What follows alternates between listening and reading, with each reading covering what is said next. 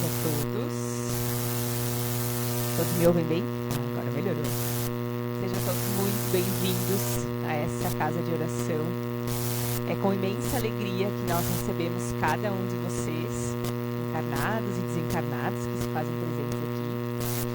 E para iniciarmos, eu convido a todos para que fechemos os nossos olhos, para que em prece nós possamos conversar com o nosso amigo Jesus. Senhor, por esta oportunidade de estarmos reunidos, agradecemos em Teu nome, buscando aprendizado, reflexão e crescimento espiritual. Nós pedimos que os bons espíritos nos amparem e inspirem nesta noite, envolvendo este ambiente em paz, harmonia e fraternidade. Que possamos abrir os nossos corações para os esclarecimentos que serão compartilhados, acolhendo-os com humildade e disposição para o aprimoramento de nossas vidas. Abençoa a expositora, os trabalhadores desta casa e todos os presentes, encarnados e desencarnados, para que este encontro seja proveitoso e iluminador. Que assim seja. Agora eu passo a palavra para ele, para conduzir a noite de hoje.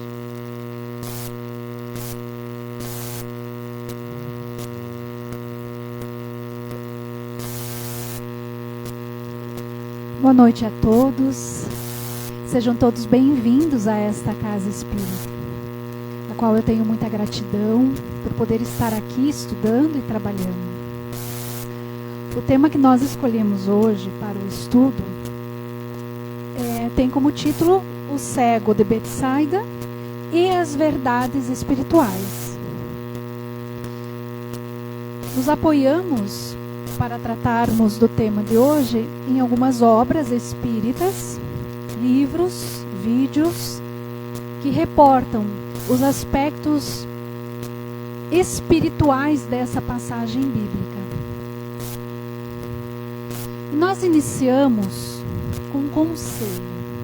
Nós estamos dentro de uma casa espírita, nós estudamos o Evangelho e nós nos orientaremos durante toda a noite de hoje pelas palavras de Paulo de Tarso, que dizem assim: não desprezeis as profecias, examinai tudo, retende o que for bom. Vamos lembrar um pouquinho quem foi Paulo de Tarso. Ele era um cidadão romano e ele converte-se ao cristianismo após o encontro com o Espírito de Jesus Cristo no caminho de Damasco. Esse encontro com Jesus, deste cidadão romano, foi determinante para a sua crença no Cristo. E foi tão forte que ele ficou cego por 3 dias. Por 3 dias, a escuridão do corpo lhe abriu os olhos da alma. E a partir daquele dia, ele larga a vida dele e passa a ser um dos maiores missionários do Cristo. Tanto que até hoje nós estamos estudando o que ele escreveu e deixou para nós em cartas.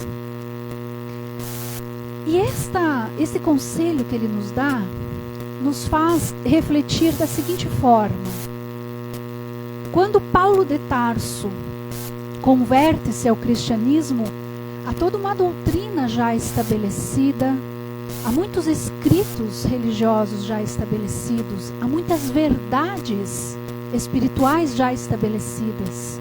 E é por isso que ele coloca: não desprezeis, porque há verdades naqueles escritos, mas é preciso examinar. E é o que nós aqui no Centro Espírita, enfim, do Espiritismo como um todo, faz.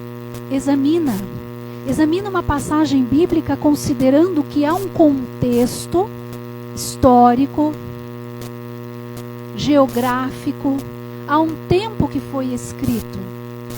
E nós não vamos nos deter apenas no fato, mas a gente vai tentar extrair desta passagem bíblica, o cego de Betsaida, o que de moral e o que para a nossa evolução espiritual há naquelas palavras que sirvam para nós hoje, aqui em 2026.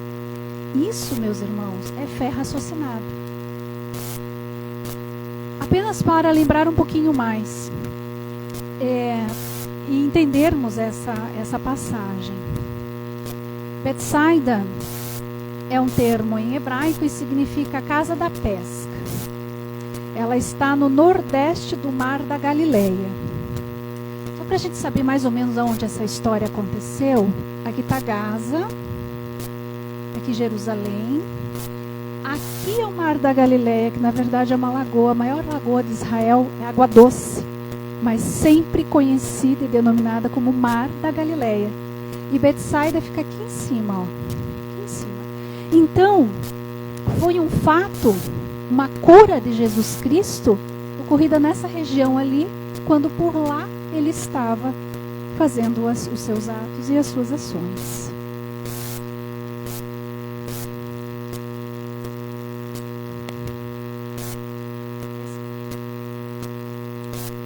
Muito bem. E essa passagem bíblica, ela foi escrita pelo apóstolo Marcos e é o primeiro evangelho escrito. Esse fato, essa cura de Cristo, aconteceu, supõe-se, não há certeza absoluta, quando Jesus tinha mais ou menos 29 anos de idade. E Marcos escreve sobre este fato 40 anos depois. E ele escreve em grego. Por isso que eu coloquei aqueles termos ali em grego, para nós termos uma noção de que a língua utilizada foi o grego. Haviam termos nessa passagem aramaico. A língua de Jesus era aramaico. Para que a gente possa conhecer que esse texto que eu estou colocando para nossa leitura é uma tradução que pode, dependendo da Bíblia que se tenha, mudar alguns termos. O contexto não vai mudar, mas algumas palavras podem ser que mudem. E então, vamos ler o que estudaremos hoje. Chegando eles a Betsaida, trouxeram-lhe um cego e suplicaram-lhe que o tocasse. Jesus tomou o cego pela mão e levou-o para fora da aldeia. Pôs-lhe saliva nos olhos e, impondo-lhes as mãos, perguntou-lhe: vês alguma coisa? O cego levantou os olhos e respondeu: vejo os homens como árvores que andam. Em seguida, Jesus lhe impôs as mãos nos olhos e ele começou a ver e ficou curado, de modo que via distintamente de longe. E mandou-o para casa, dizendo-lhe: não entres nem mesmo na aldeia.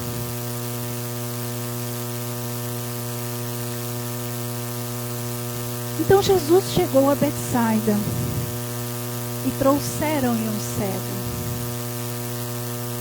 Esse cego não procurou Jesus, ele foi conduzido até Jesus. E nós chamamos a atenção para isso porque, diferente de uma outra passagem bíblica, o cego de Jericó, Jericó, quando fica sabendo que Jesus ia passar pela sua localidade, faz de tudo para que o mestre o percebesse. Sobe em árvore, grita, e a multidão tenta silenciar, e ele grita mais alto porque ele quer, desde o início, a cura. Nessa passagem bíblica é diferente. O doente, o enfermo, não busca Jesus. São os seus amigos que o conduzem até o Cristo. Pode-se interpretar da seguinte forma: por vezes o enfermo não sabe que está doente. E aí a gente pode se perguntar: como assim? Eu tenho dor de estômago? Eu sei sim.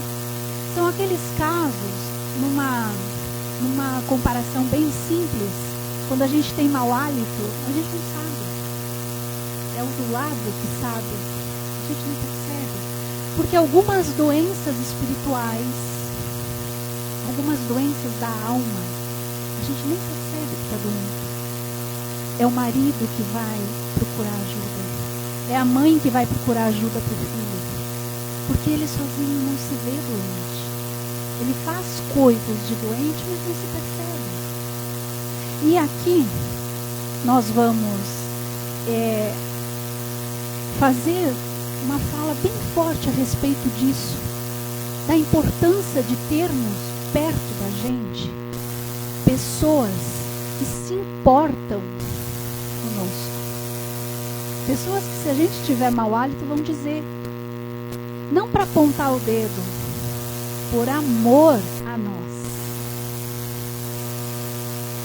Jesus, nessa passagem bíblica, revela a importância de nós, por ações boas, conquistarmos corações para a eternidade. Essas pessoas precisam estar conosco, porque nós não somos separados, nós somos únicos e unidos. E aqui eu quero falar de uma passagem contada a respeito de Chico Xavier. Chico Xavier, numa determinada altura da vida, não estava muito bem. E ele chamou o mentor dele, que se chamava Emmanuel, e disse, Emmanuel, triste. A sensação que eu tenho é que eu estou caindo de um prédio, Emmanuel. Então ele estava numa situação emocional de um certo abalo. E Emmanuel responde para ele, não se preocupe, a cada andar, uma mão vai se estender para te segurar. Chico Xavier tinha por hábito, todos os sábados, junto com a sua equipe, vir passar nos principais bairros do Uberaba, mas especialmente nos mais humildes.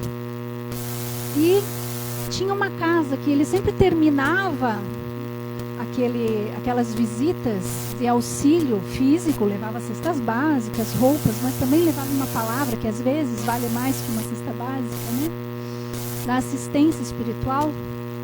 E ele sempre terminava o sábado numa casinha muito simples onde morava a Valéria. Valéria tinha paralisia cerebral e a mãe dela era lavadeira, pessoas que realmente tinham necessidade material. Chico disse assim, precisamos de um lugar para sempre terminar as nossas tarefas no mesmo lugar, fazer as orações. E ele pediu para alugar aquela casinha como medida de não entregar o dinheiro nas mãos, porque às vezes a pessoa se sente acanhada em receber, mas de auxílio. Por 10 anos eles fizeram o passe naquele bairro de Uberaba e terminaram o passe naquela casa. Num determinado sábado, talvez por intuição, o Chico disse assim para a Valéria, ela tinha paralisia, ela nunca falou uma única palavra. Ele disse, Valéria, hoje eu estou sentindo que você vai falar. Fala, Valéria. E de tanto ele insistir, com tanta amorosidade, ela, e com muita dificuldade, e talvez por misericórdia divina, ela conseguiu falar. E Chico disse, fala Jesus. E ela, com muito esforço, disse, Jesus. Ela não conseguiu falar Jesus. Jesus. Falou, uma alegria imensa, imensa. Decorridos uns dias, novamente a mesma ação no sábado, quando Chico lá chegou, ela tinha desencarnado. Então foi a única palavra que Valéria falou. Muito bem. Passados muitos anos, o Chico desenvolveu angina. Um estreitamento das artérias do coração impede que o fluxo sanguíneo normal e dói. Médicos e a literatura dizem que dói muito. E Chico tinha essa doença. E naqueles períodos de crise mais forte, ele começou a receber a visita de um espírito que chegava no leito da cama dele, impunha as mãos e acalmava a dor do coração dele. E por muitos dias esse espírito fez. E esse espírito entrava, colocava a mão, acalmava, não dizia uma palavra e saía. Determinado dia, Chico disse, eu preciso te agradecer pelo alívio da dor. E ela disse: Chico, tu me conhece? Eu disse: Chico, não conheço. Vou dizer uma palavra e você vai saber quem eu sou. Jesus. Chico, eu vim te agradecer. Isso que é ter amigos, de que Jesus se refere. Esses que vão passar anos e vão ter vínculos porque nos amam e nós amamos eles também. Muito bem. Nós também nesse sentido podemos ser instrumentos de Deus, instrumentos do bem, e descobrirmos nas nossas ações voltadas à bondade, à verdadeira bondade, que Deus existe e Ele opera através de nós. E esses amigos levaram o cego até Jesus, e a gente também pode perceber, ainda nessa frase, que se ele estivesse lá obrigado, a cura não teria ocorrido. O enfermo precisa querer a cura. Em algum momento ele deve ter feito essa mudança e desejado. Isso nos revela que é preciso fazer a escolha sensata. Decidirmos pela cura ou permanecermos na doença. Porque a literatura espírita explica que estar doente pode ser uma viciação mental. Há relatos em que o ser doente, enquanto encarnado, quando desencarna, permanece doente, mas era o corpo físico que estava doente. Ele carrega a viciação mental do vitimismo. Quando o cego de Betsaida decide pela cura, ele faz uma escolha: deixar a doença, seguir pela cura. E é literalmente seguir. Nós vamos ver na última passagem a importância do seguir. E tomando o cego pela mão, levou-o para fora da aldeia. O ato de pegar na mão do cego, naturalmente o tato fica mais apurado no ser cuja visão não possui, revela, claro, a sensibilidade do mestre, mas nos ensina que diante da doença do outro é preciso ter sensibilidade para tratar o outro segundo as suas limitações. A compaixão, ela precisa ser bem orientada para compreendermos como o doente quer e melhor será tratado. Esse ato, e tomou o cego pela mão, é cuidado, é entender a limitação, a necessidade de compaixão. Quem já cuidou de pessoas doentes, quem tem como profissão cuidar de doentes, percebe que a cada tipo, a cada condição, a necessidade de ter um olhar com muito cuidado, muito carinho. Até por nos colocarmos no local. Se nós formos o paciente, nós gostaríamos que quem estiver nos assistindo tenha também todo esse cuidado de pegar pela mão. E levou para fora da aldeia. Quanto ensinamento nessa partezinha aqui. Retira o doente daquele estado mental de viciação, mostra para ele outro paradigma. O ato desenhado, como se ele estivesse realmente numa comunidade, retira da comunidade, leva ele para outro local, é porque a mudança de ambiente físico também produz uma mudança de ambiente psicológica, espiritual, emocional. E isso importa para auxiliar o enfermo a decidir-se pela cura. Novamente, quando a doença é física, parece muito lógico que se irá escolher a cura. Mas quando a doença é espiritual, que é necessário que o ser perceba-se com aquela necessidade de mudança, Mudar o ambiente auxilia no processo. E toda doença tem uma causa. Chico Xavier, no livro Vinha de Luz, diz assim: algumas doenças espirituais podem ser frutos de nocivas paixões pessoais e velhos caprichos. Isso está dito por Chico Xavier: velhos caprichos, velhas formas de vida. E ainda, afastar para ver melhor a realidade espiritual. Se nós fizermos o exercício, pegar um livro qualquer e colocar bem pertinho assim, a gente não enxerga, a gente não consegue ler. É preciso afastar para ver melhor o todo. Isso também pode ser interpretado desse retirou da aldeia, afastou para que pudesse enxergar melhor.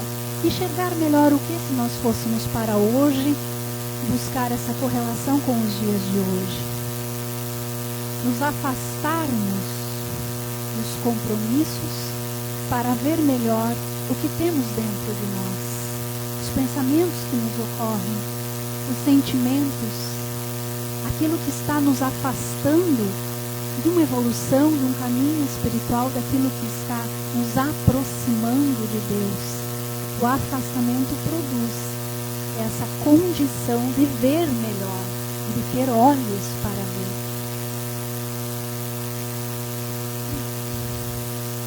E pôs saliva nos seus olhos, e impondo-lhes as mãos, perguntou-lhe se via alguma coisa.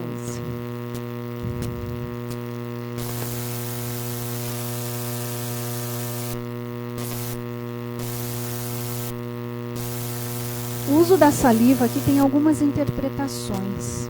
A primeira, a necessidade do doente sentir fisicamente que está em processo de cura. Alguns médiuns de cura, que fazem cirurgias, enfim, relatam que o uso de esparadrapos, de gases, não se faz necessário em cirurgia espiritual nenhuma, afinal de contas, a cirurgia é espiritual. Mas se utilizam para que o paciente perceba fisicamente o processo da cirurgia,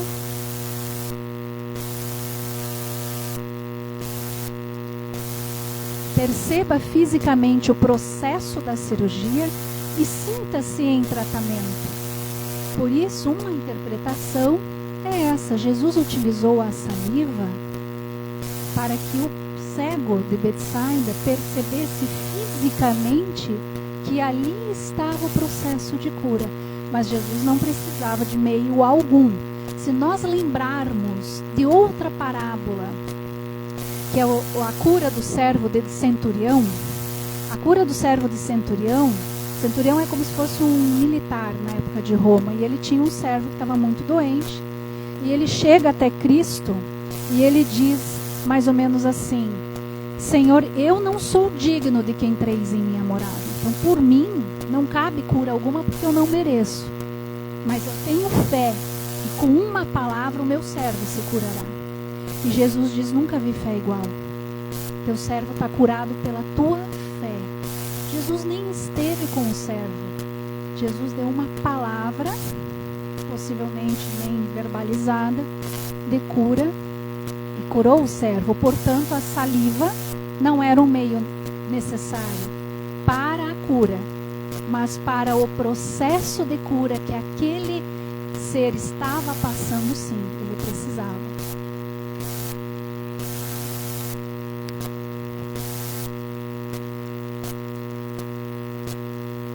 E aí Jesus impôs as mãos, e aí nós temos aqui o assunto do passe.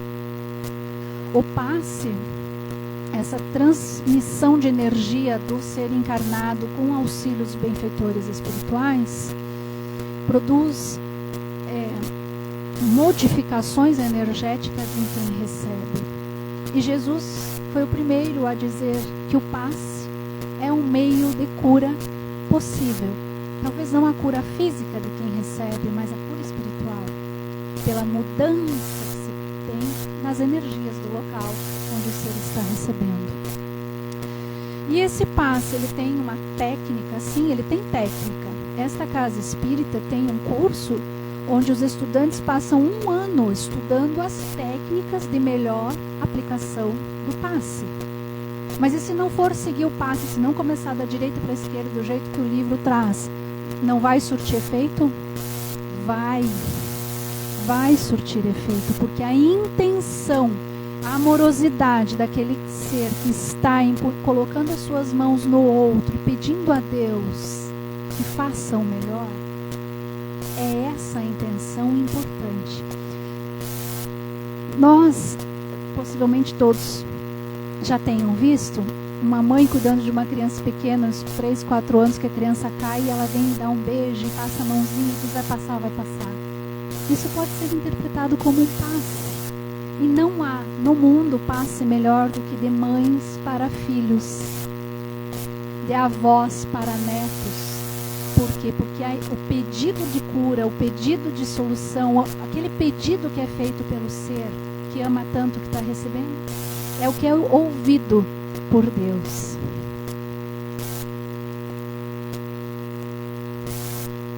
E Jesus perguntou se via alguma coisa, buscando mover aquele enfermo para a mudança. O que você vê? Ele não via, ele não enxergava. O que você vê? A mudança de postura, chamando o ser para a nova realidade. E ele diz, ainda nessa pequena frase, algo muito importante para nós. Tem uma frase que explica isso também, que ela é bem simples. Não olhem para quem está apontando a estrela. Olha para a estrela. Não se apoie em quem está falando de Jesus. Olha para Jesus. Porque quem está apontando a estrela, primeiro que é humano, é falho, portanto, naturalmente. E se a falha do humano que fala prejudicar a sua fé, como ficamos? É melhor que se construa o seu caminho de fé. Porque independentemente do que acontecer com quem fala, você sabe o caminho, o que precisa percorrer. Por isso que tem essa orientação também nos livros espíritas.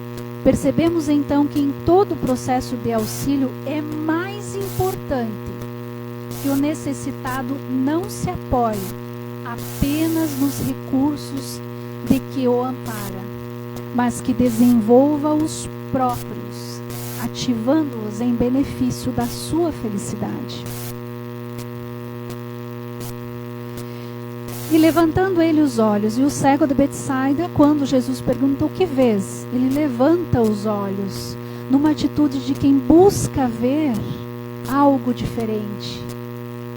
Numa atitude interpretada pela doutrina espírita, de quem está buscando além da matéria. O que há além da matéria? Buscando algo espiritual. Buscando as respostas mais simples do seu coração.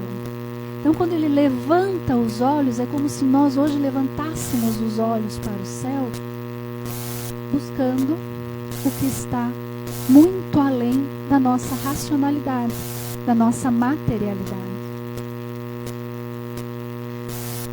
E aí o cego responde que ele via homens como se fossem árvores andando. Essa fala que nos faz entender que ele não era cego de nascença, porque qual o conceito de árvore para quem sempre foi cego? Como homens, não tem como ter esta visão se você nunca viu com os olhos uma árvore. Portanto, ele, no decorrer da sua existência, tornou-se cego. E essa forma de ver também revela um conselho de que, a depender do que estamos realizando na nossa existência, do caminho que nós estamos percorrendo, a misericórdia divina pode colocar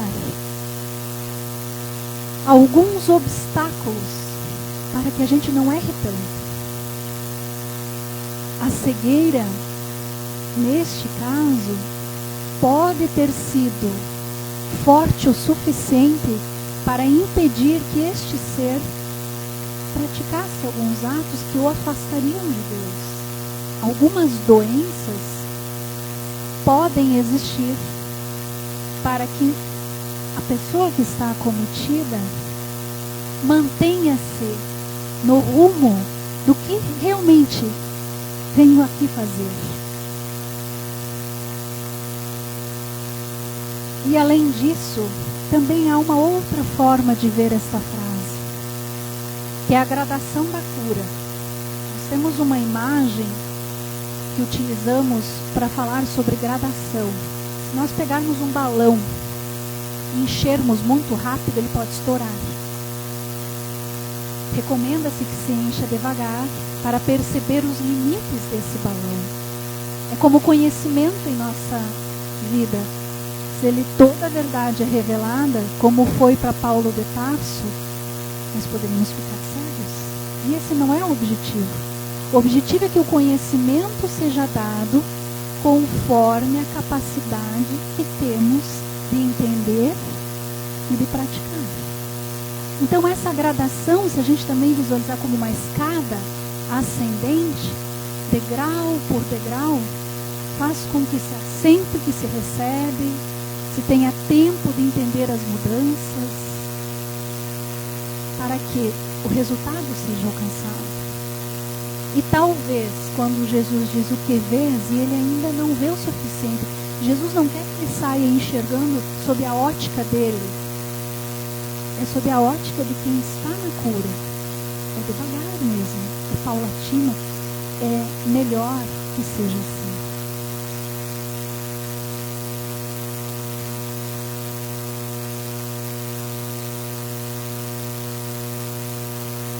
Também reforçar que nós podemos ter os mais nobres e firmes disposições em auxiliar-nos ou auxiliar o outro, mas sozinhos nós não somos suficientes.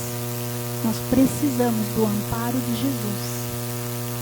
Como o cego de Betsaida, com as forças de Cristo, nós saberemos olhar de forma firme e ficarmos restabelecidos, para conseguirmos ver distintamente a todos, mas não a todos como hoje enxergamos, separados um do outro, mas de uma forma diferente, com caridade, com compaixão, com sentimento de unicidade, sabendo que todos nós estamos no caminho para Deus, uns mais lentos, uns mais rápidos, uns com auxílios diversos, como processos de doenças, de enfermidades, outros não. Mas saber que a cura, o restabelecimento, implica em entendermos a unicidade e não a separatividade. E Jesus mandou o cego para casa, dizendo: não entres na aldeia. Agora ele está curado, conforme o seu estágio de desenvolvimento, conforme o caminho já percorrido, mas a cura, ela não é permanente, ela não é definitiva. A cura dos olhos possivelmente sim, mas a cura do espírito precisa ser constantemente vigiada, constantemente observada. Para permanecer no caminho da cura, Cristo pede que se permaneça fazendo o que aqui na doutrina nós ouvimos diuturnamente. Essencialmente duas coisas: caridade para consigo mesmo, para com o outro, a utilização do recurso da oração. São essas duas principais ferramentas para que, quando se obtenha uma cura espiritual, uma cura daquelas doenças e dores da alma, o ser permaneça em cura. Tem duas coisas que Jesus dizia. A primeira, ele observava o livre-arbítrio nas passagens e parábolas, e nessa também. Ele observava o livre-arbítrio do ser e perguntava: o que queres que eu faça? Jesus não chegava para o cego e colocava a mão e dizia: não, vou te tirar a cegueira. Não, o que queres de mim? Isso é tão interessante porque Jesus percebe duas coisas, e nós também podemos perceber duas coisas quando você pede o que o outro quer. Por exemplo, se Jesus perguntar para uma criança de 5 anos de idade: o que queres? Muito provavelmente ela vai dizer: um brinquedo. É da imaturidade dela, é da idade dela. Mas passados alguns anos, se Jesus perguntar para que ser: o que queres?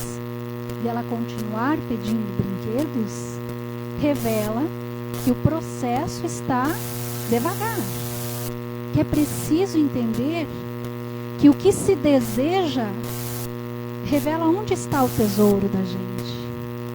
O que a gente deseja no fundo da nossa alma é aquilo que está representando o meu maior tesouro.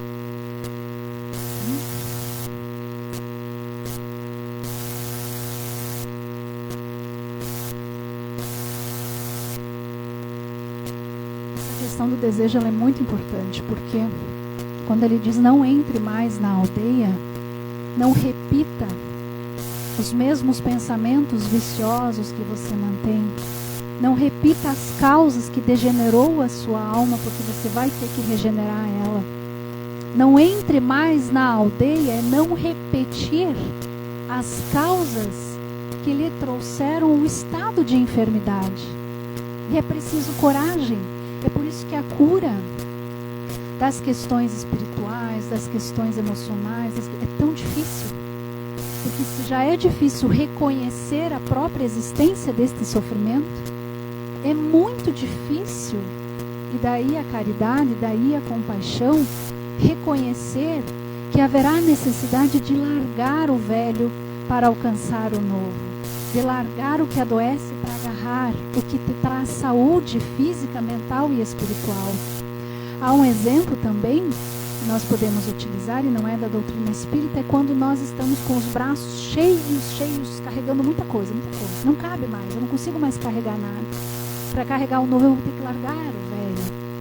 E essa postura de largar o que adoece, para passar a segurar apenas o que me conduz à saúde, o que me aproxima da verdadeira felicidade, do conhecimento, de Deus, das coisas espirituais, requer sim mudança e coragem para a mudança.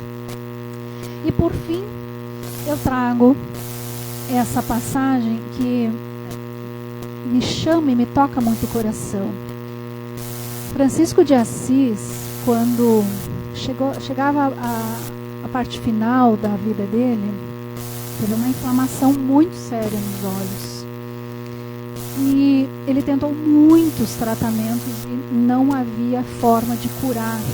E chegou ao ponto que essa inflamação realmente colocou a vida dele em risco.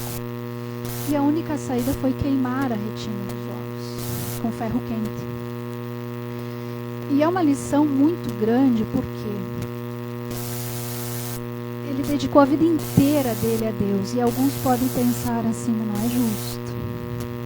Como assim passar por isso? Um ser que só fez o bem, só queria fazer o bem, tinha uma boa vontade. Aí a gente lembra o que a doutrina espírita nos ensina, de que esse ser aparentemente cheio somente de virtudes ainda tinha movimentos em sua alma que precisavam ser corrigidos, mesmo Francisco de Assis. E ele não se revolta contra essa dor que ele está prestes a passar. Ele não se revolta, ele não foge, ele não grita, ele não fica inimigo de Deus porque ele ia ter que passar por esse processo. Ele se concentra e ele fala isso para o fogo que vai queimar os olhos dele.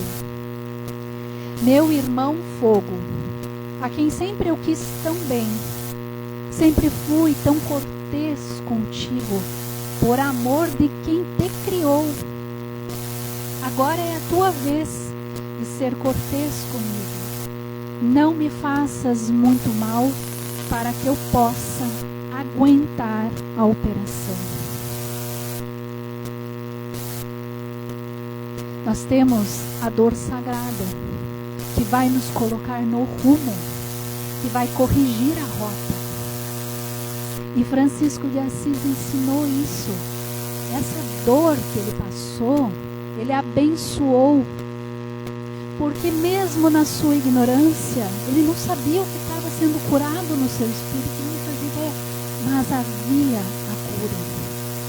A cura estava acontecendo, mesmo sem saber.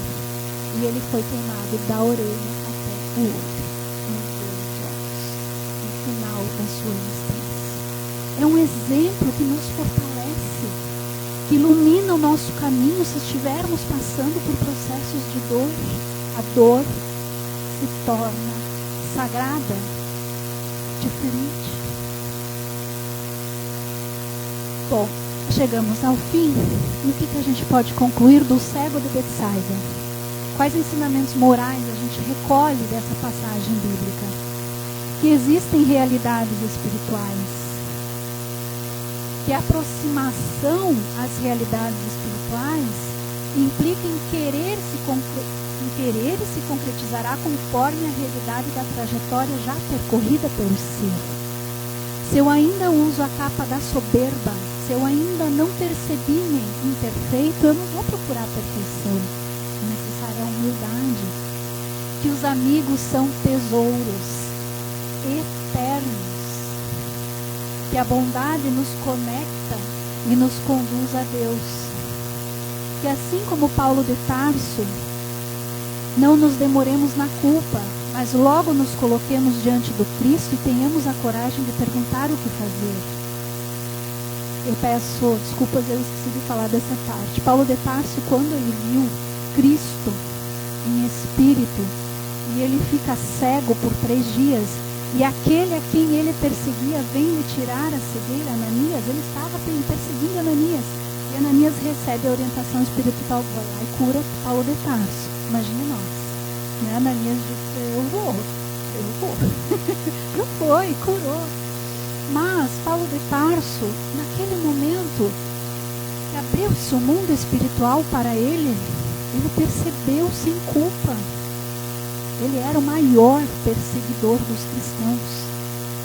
E ele entendeu o erro praticado. Mas ele não ficou se lamentando, carregando a culpa. Senhor, meu Deus, o que eu fiz, eu passar 10 anos me punindo. Imediatamente, rápido, ele disse, ok, errei. Senhor, como faço para corrigir? O que queres que eu faça? E começou a praticar a sua grande missão da sua existência, que é levar a palavra e o amor de Jesus Cristo. Tanto que até hoje nós temos a felicidade de estudar as suas cartas, que são, em sua grande maioria, um grande estímulo para continuarmos no caminho da fé e da busca por esse Senhor de amor e de bondade. Meus queridos, muito obrigada pela paciência de vocês. Boa noite.